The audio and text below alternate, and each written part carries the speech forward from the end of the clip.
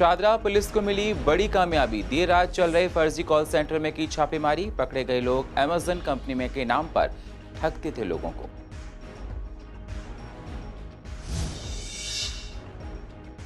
Police और बदमाशों के बीच कई राउंड चली गोलियां। शादरा के अजीत नगर की यह घटना। पुलिस मामले की कर रही है छानबीन।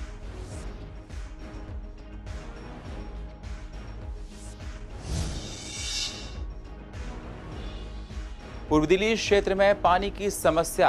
पानी न आने से लोग हो रहे हैं परेशान। गंदा पानी पीने से बीमार पड़ रहे हैं लोग।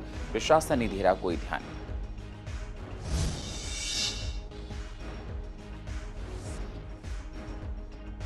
दिल्ली में धुआं बना काल। चिमनियां उगल रही हैं जहरीला धुआं। अटक रही है लोगों की सांसें।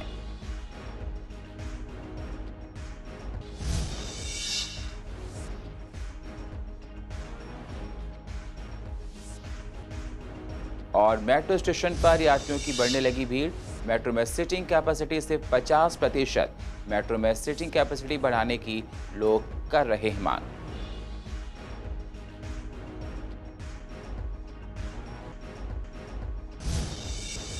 नमस्कार, स्वागत है आप सभी का सीसीएन में। मैं हूं आपके साथ सुनील चौहान। आप देख रहे हैं पूर्व दिल्ली खास। अब होते हैं रूबरू पूर्व दिल्ली की अहम खबरों के साथ। शादरा पुलिस को छापेमारी में एक बड़ी कामयाबी हाथ लगी है। पुलिस ने छापेमारी कर जगतपुरी में चल रहे फर्जी कॉल सेंटर का खुलासा किया है। इलाके में अमेजन के नाम पर यह कॉल सेंटर चलाया जा रहा था। पुलिस ने जानकारी देते हुए बताया कि इस कॉल सेंटर को मनु सिंह तंवर के द्वारा चलाया जा रहा था। मनु पेशे से एक शराब ठेकेदार है और अभी एक हत्या के मामले में जेल में बंद है। आपको बता दें, यहां से पुलिस ने 64 लाख नगद रुपए, 93 लैपटॉप, 4 कंप्यूटर और 2 एसयूवी बरामद की हैं। साथ ही पुलिस ने महिलाओं समेत 84 लोगों को गिरफ्तार कर लिया है। इनमें से 5 आरोपी मुख्य हैं। मिली जानकारी के मुताबिक इस इलाके में काफी समय से कॉल सेंटर चल रहा था। पुलिस पकड़े गए लोगों से और जानकारी जुटा रही है।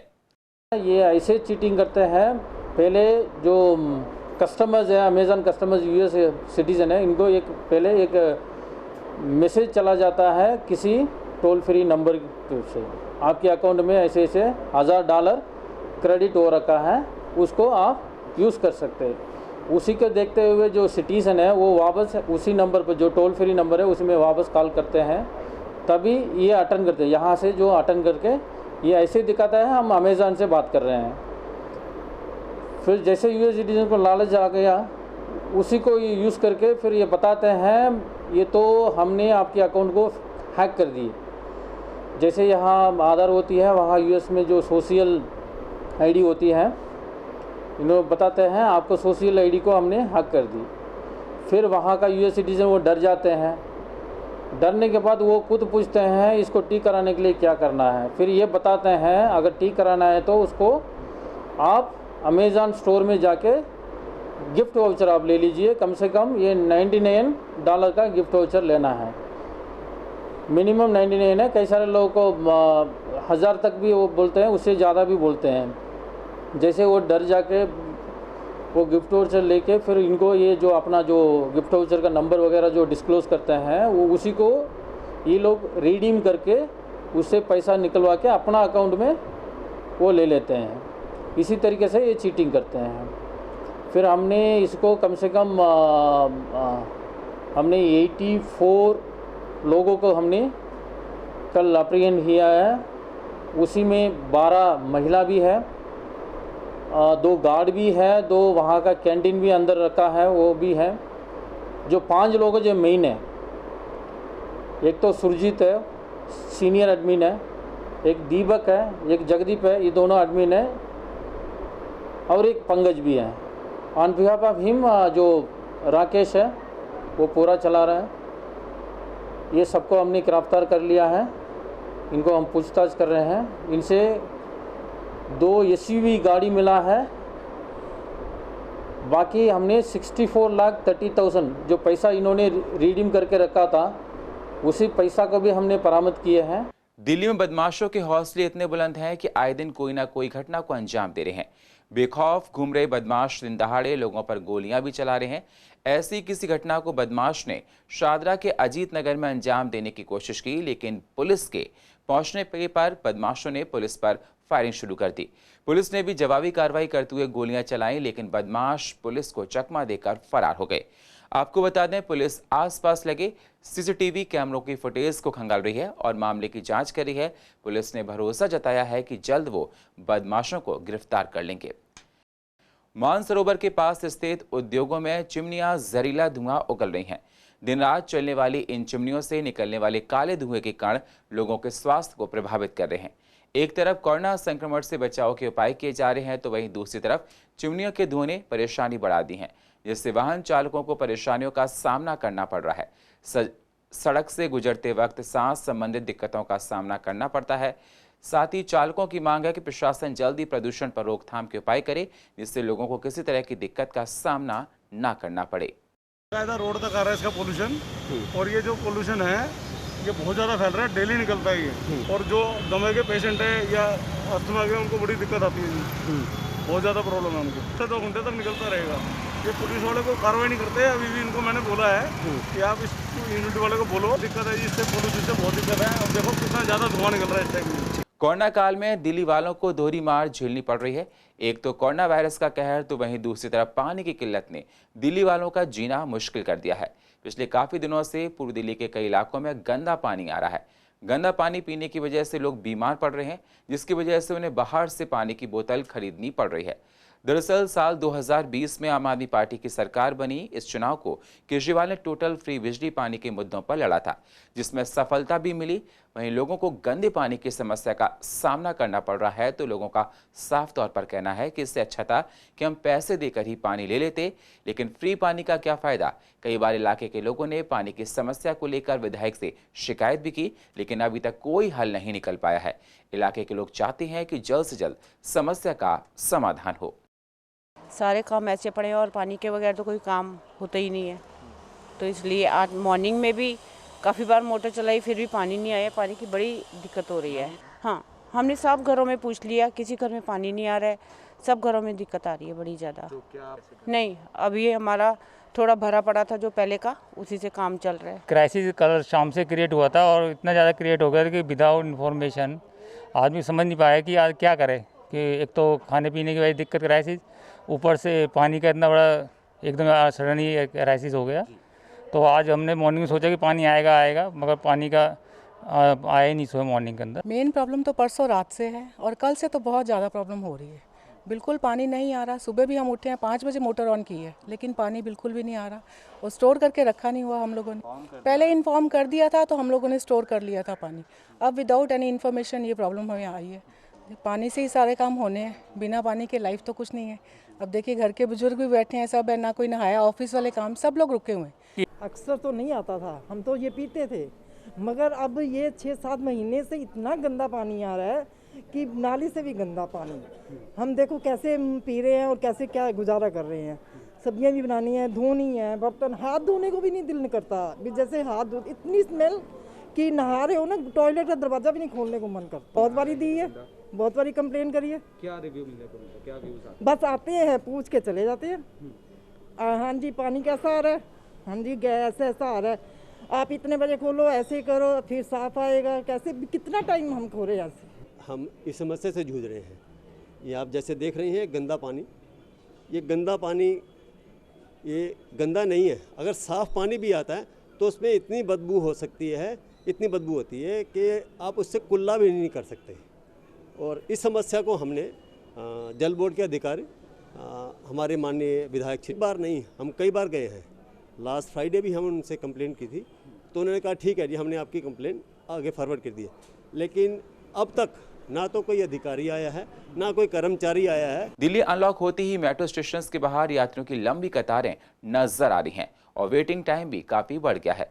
यहाँ तक कि कुछ स्टेशन पर भीड़ बढ़ने की वजह से कुछ देर के लिए यात्रियों की एंट्री भी रोकनी पड़ती है, जिससे यात्रियों की दिक्कतें और बढ़ गई हैं। चूंकि मेट्रो में केवल सीटिंग कैपेसिटी के 50% को ही यात्रा की इजाजत है और खड़े होकर यात्रा पर पाबंदी है। एक तो इस वजह से ट्रेनों की क्षमता काफी कम हो गई है, वहीं बैठकर यात्रा करने के लिए एक एक सीट छोड़कर बैठना पड़ रहा है, जिससे लोग समय से अपनी जगहों पर नहीं पहुंच पा रहे हैं। आपको बता दें, वहीं मेट्रो स्टेशन के गेट बंद होने से यात्रियों को परेशानियां हो रही हैं। उनका कहना है कि स्टेशन तक हमें काफी घूमकर जाना पड़ता है, जिससे काफ़ी दिक्कत हो रही है। वहीं यात्रियों का कहना है कि दिल्ली में कोरोना के मामले भी कम हो रहे हैं।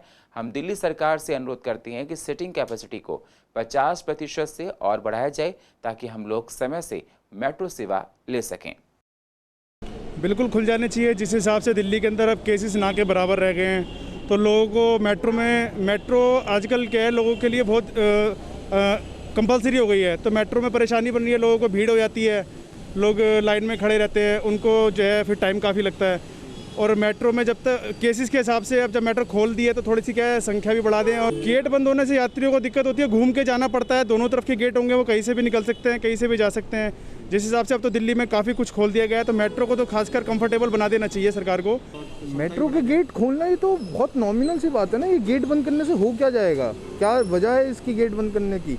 और क्षमता की बात है, आप थोड़ी बढ़ाओ। मैं नहीं कह रहा जैसे पहले था बिल्कुल सेम नहीं हो सकता, आप स्ट्रिक्ट रूल्स रखो, सब कुछ रखो और थोड़ी क्षमता बढ़ाओ। और या अगर आप क्षमता भी नहीं बढ़ाना चाहते, आप फ्रीक्वेंसी उसकी वैसी कर दो कि यार 2-2 मिनट में आ रही है। आप खुद सोचो 20 मिनट में अगर मेट्रो आएगी तो वो कितने बंदे स्टेशन पे खड़े होंगे, फ़ायदा क्या है उस चीज़ का?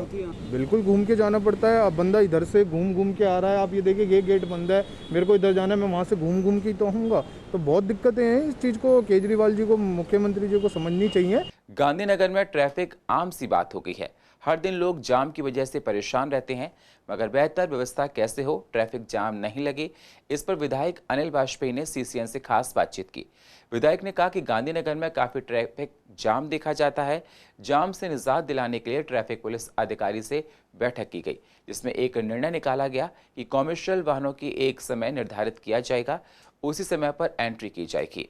देखिए, ये बड़ा गंभीर विषय है और अभी नवंबर के अक्टूबर के लास्ट में हमारी एक बैठक एसएचओ गांधीनगर के साथ हुई थी, जिसमें थाने के अंदर उपस्थित मीटिंग में मार्केट के एसोसिएशन के प्रधान बल्ली जी, ट्रैफिक इंस्पेक्टर गांधीनगर, सारे लोग उपस्थित थे। 1.5 घंटे की मैराथन मीटिंग के बाद ये तय हुआ कि 25 दिन के लिए ट्रायल बेसिस पे हाई कोर्ट के ऑर्डर का संज्ञान लेते हुए 1 बजे दोपहर से लेकर शाम को 7 बजे तक हैवी जो कमर्शियल गाड़ियां हैं जो लोडिंग अनलोडिंग करती हैं वो नहीं आएंगी। सारा कुछ तय हो गया, लेकिन एक बड़े राजनीतिक दल के बड़े नेता के दबाव के कारण वो रोक दिया गया। लेकिन जिन बड़े नेता ने ये काम रुकवाया है, भगवान उनको सद्बुद्धि दे। कैलाश नगर कॉलोनी के लेवल से पुश्ता रोड का लेवल काफ़ी नीचे आ गया है। इसकी वजह से पुश्ता रोड से कॉलोनी आने वाली सड़कें भी ढलान के साथ बनी हुई हैं। कुछ लोगों के पैदल आने जाने के लिए पुश्ता में जगह जगह सीढ़ियां बनी हुई हैं, लेकिन इस इलाके में बनी अधिकतर सड़कें जर्जर हैं। सीढ़ियां ही नहीं, ग्रिल भी गायब हैं, जिसकी वजह से काफ़ी दिक्कतों का सामना लोगों को करना पड़ रहा है। इस मामले पर स्थानीय विधायक ने कहा कि सड़कें और ग्रिल को जल्द से जल्द ठीक करवाया जाएगा। साथ ही कहा कि पैदल भी लोग पुश्ते रोड से नीचे उतर पाएंगे। देखिए, आज से 3 साल पहले मार्केट एसोसिएशन ने मुझे लिख कर दिया था। मैंने पीडब्ल्यूडी डिपार्टमेंट से बात करके मुल्तानी मस्जिद, मोहल्ले में जो मुल्तानी मस्जिद है, आप उससे शुरू हो जाइए और कैलाश नगर जहाँ पुश्ता ख़त्म होता है उसके नीचे तक छोटी बड़ी सब मिला के 29 जो हैं वो ढलान पैक आते हैं। और मैंने वो सारी की सारी पैकरियाँ बनाई थी। बहुत से लोग पैकरियाँ बनाने का विरोध कर रहे थे, उसके बावजूद भी 2 जगह मुझे पुलिस बुलानी पड़ी। और जो 14 नंबर का स्कूल है वहाँ पर बड़ा रोड उतरने का है, उसकी भी ग्रिल वगैरह टूट गई है।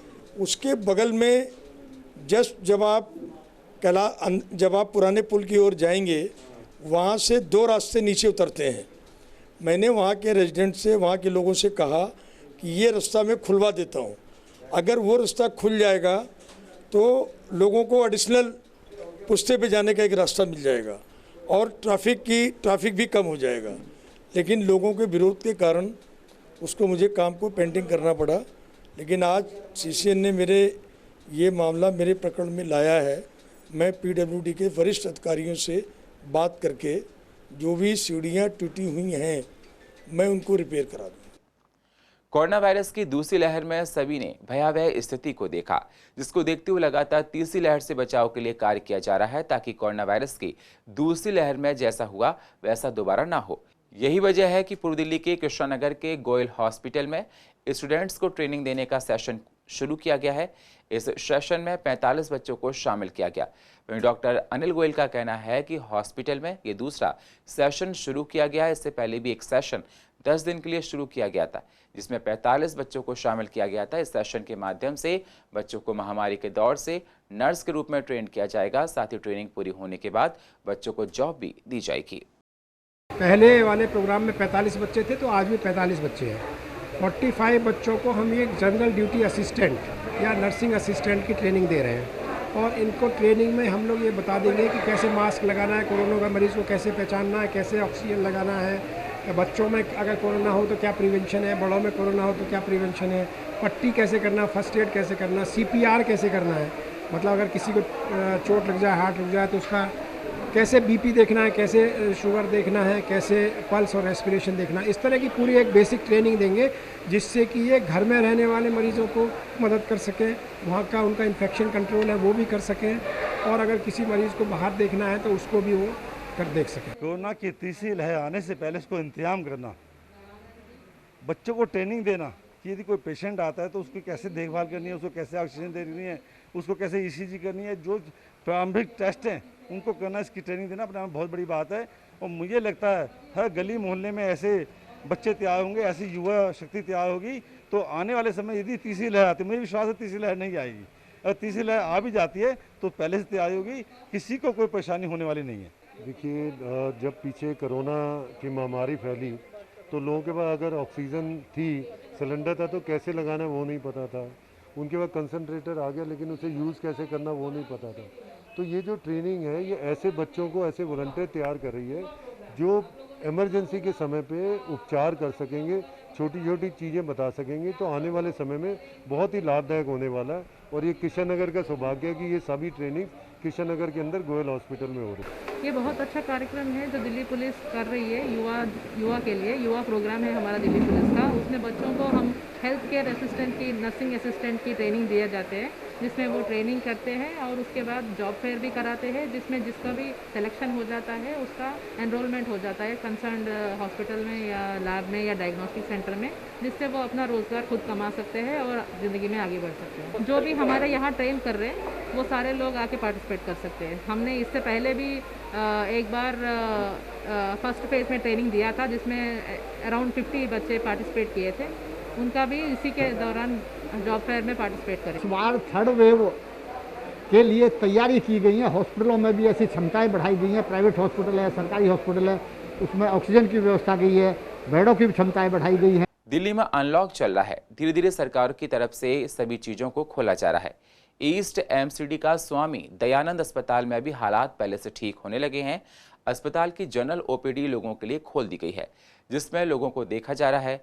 जनरल OPD में जाने से पहले लोगों का कोरोना टेस्ट करवाना होगा। रिपोर्ट निगेटिव आने के बाद ही लोगों को देखा जाएगा। अस्पताल में कोरोना के नियमों का पूरा पालन भी किया जा रहा है। देखिए कि पूरी तरह से अनलॉक अपने दिल्ली में हो चुका है, परंतु लोगों के स्वास्थ्य के साथ कहीं पे भी कोई भी हम खिलवाड़ नहीं कर सकते। उनके स्वास्थ्य का ध्यान रखते हुए जितना SDN में OPD शुरू तो की है, परंतु उससे पहले सभी को अपना कोरोना टेस्ट कराना होता है और वहाँ पे जो कोरोना टेस्ट की रिपोर्ट आती है उसके अकॉर्डिंगली वहाँ पे OPD में उनको जाने दिया जाता है। इसके साथ साथ वहाँ पे सोशल डिस्टेंसिंग का ध्यान भी रखा जाता है और आप जानते हैं कि भीड़ वहाँ पे काफ़ी हो जाती है, काफ़ी लोग वहाँ पे आते हैं। एकमात्र हमारा ADMC का हॉस्पिटल है, तो इसलिए थोड़ी सी दिक्कत आ रही है सोशल डिस्टेंसिंग में। अदरवाइज़ वहाँ पे सब लोगों का सबसे पहले कोरोना टेस्ट किया जाता है, जिससे किसी को भी कोई तकलीफ ना हो। एक टाइम लिमिट तो है ही वहाँ पे कि मॉर्निंग में जितने लोगों का वैक्सीन, जितने लोग हैं सुबह 9 बजे से लेकर 11 बजे तक जितने लोग आते हैं उनका टेस्ट हो जाता है, फिर उन्हीं लोगों को OPD में भेजा जाता है। अगर किसी का टेस्ट नहीं हो पाया तो उस दिन उनको OPD में नहीं चेक किया जाता, क्योंकि सभी की सेहत का ध्यान रखते हुए ये बहुत ज़्यादा ज़रूरी है। विवेक विहार से अप्सरा बॉर्डर के बीच रोड नंबर 56 लिंक रोड पर 2 चौराहों को सिग्नल फ्री किया जाना है, जिससे आनंद विहार पर वाहनों का दबाव बढ़ने की संभावना है।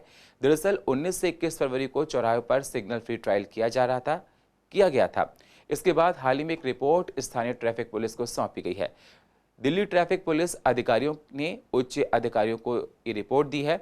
वहीं ट्रैफिक पुलिस मुख्यालय ने इस रिपोर्ट के बाद केंद्रीय सड़क अनुसंधान संस्थान से इस पर राय मांगी है।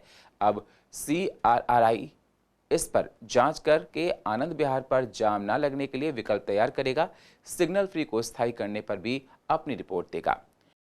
देखिए, अगर ये रोड सिग्नल फ्री हो जाएगी तो आगे जाके ट्रैफिक का दबाव आनंद विहार पे पड़ेगा, क्योंकि यहाँ से तो ट्रैफिक फास्ट निकलेगा, लेकिन आनंद विहार में वो क्लियरेंस इतनी जल्दी नहीं हो पाएगी।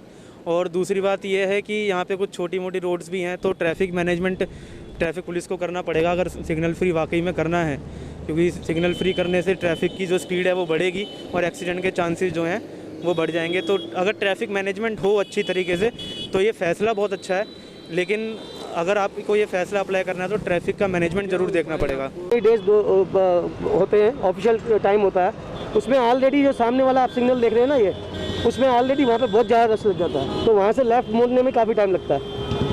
मेरे हिसाब से तो यहाँ पे जैसे वो अंडरपास बना हुआ, स्टाफ का अंडरपास कुछ बनता तो कुछ बात बन सकती है। सर, वो जो योजना आप बता रहे हैं, आप ठीक बता रहे हैं, और उस योजना में यहाँ पे फ्लाईओवर बनना है ऊपर, जिससे कि सामने वाला ट्रैफिक बिल्कुल ऊपर से निकल जाएगा और नीचे वाला या राइट पे टर्न करने वाला ट्रैफिक जो नीचे से निकल जाएगा, तो उसमें आदमी डिस्टर्ब नहीं होगा। ऐसे तो डिस्टर्बेंस बनी रहेगी ऑलरेडी। आप देखिए, हमें ही कन्फ्यूजन हो रहा है कि कैसे जाएँ।